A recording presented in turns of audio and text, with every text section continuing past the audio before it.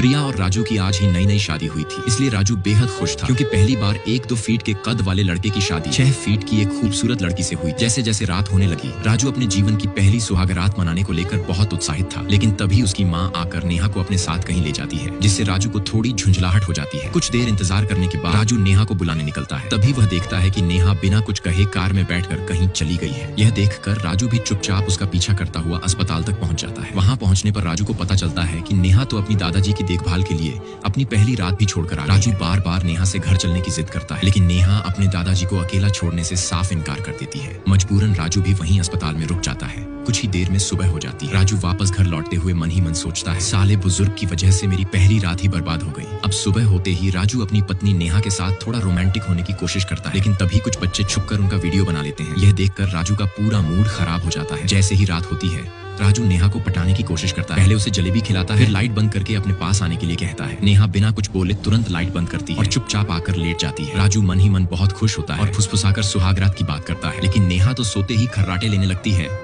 दरअसल शादी को 1 महीना बीत चुका था, लेकिन राजू अब तक नेहा के साथ एक बार भी लूडो नहीं खेल पाया था। जब भी वह खुशी खुशी लूडो खेलने के लिए तैयार होता, नेहा चुपचाप सो जाती और तेज खर्राटे लेने लगती। इस वजह से जब से राजू की शादी हुई थी, वह एक रात भी चैन की नींद नहीं सो पाया था। हर रात नेहा जैसे ही बिस्तर पर आती, जोरदार खर्राटों की मशीन चालू हो जाती और बेचारा राजू किसी कार्टून की तरह चुपचाप करवटें बदलते हुए सो जाता। एक रात राजू का दोस्त उसे कॉल करता है और पूछता है, अब तक तूने नेहा के साथ एक बार भी लूडो खेला या नहीं? इस पर राजू नेहा के खर्राटों की आवाज उसे फोन पर सुनवा देता है। आवाज सुनते ही दोस्त बोलता है, लगता है आज तो कुछ हुआ है, तभी भाभी इतनी गहरी नींद में है। ये सुनकर राजू को गुस्सा आ जाता है और वह दोस्त को गाली देकर फोन काट देता है। उधर जब राजू का पूरा परिवार डिनर कर रहा होता है, तो सब लोग राजू और नेहा के हनीमून ट्रिप के लिए दुबई जाने की बात करने लगते हैं। ये सुनकर राजू मन ही मन सोचता है, यहाँ तो अब तक कुछ भी नहीं हुआ और वहाँ दुबई में क्या गाड़ पाऊंगा। अगले दिन सुबह जब नेहा बाथरूम में नहा रही होती है, तब राजू उसे देखने की कोशिश करते हुए धीरे धीरे नेहा नेहा पुकारने लगता है। नेहा अंदर से जवाब देती है, मेरे बैग में मेरी ड्रेस है, जरा निकाल दो। राजू ये सुनकर बहुत खुश हो जाता है और झट से बैग खोलता है, लेकिन जैसे ही बैग खोलता है, उसमें सुरक्षा का सामान देखकर राजू की वहाँ पर एकदम पोपट हो जाती है। अब राजू हर रात एक एक करके पूरे 7 दिन तक इंतजार करता है कि कब यह समय खत्म हो और वह नेहा के साथ लूडो खेल पाए। फिर जब आखिरी दिन आता है, तो राजू का दोस्त उसे सलाह देता है, अगर आज रात भी नेहा चुपचाप सो जाए, तो तू उसके सोने के बाद बस हल्के से एक किस करके अपने मन को तसल्ली दे दे। राजू अपने दोस्त की बात सुनता है और उसी रात जैसे ही नेहा गहरी नींद में चली जाती है, वह धीरे धीरे उसके पास जाकर उसे किस कर देता है। लेकिन तभी नेहा की नींद खुल जाती है और वह देखती है कि राजू ने उसे चूम लिया है। यह देख नेहा बहुत गुस्से में आ जाती है और राजू को खरी खोटी सुनाने लगती है। वह कहती है, मेरी अनुमति के बिना तुम्हारी हिम्मत कैसे हुई मुझे छूने की? राजू जवाब देता है, मैं तुम्हारा पति हूँ,